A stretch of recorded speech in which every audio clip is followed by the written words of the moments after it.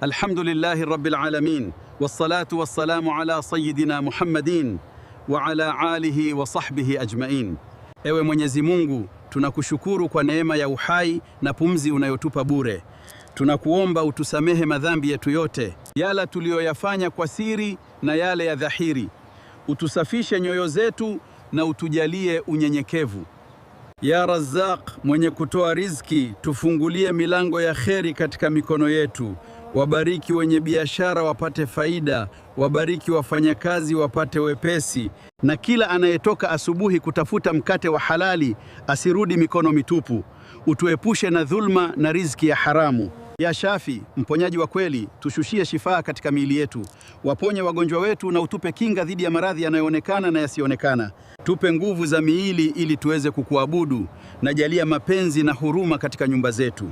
Waweke mume na mke kwa amani. Mwingine ana deni, msaidie kulipa. Mwingine ana dhiki, mpe faraja, na mwingine ana jambo zito, mpe wepesi. Subhana rabbika rabbil izzati amma yasifun, wassalamun ala al-mursalin, walhamdulillahi rabbil alamin. Amin.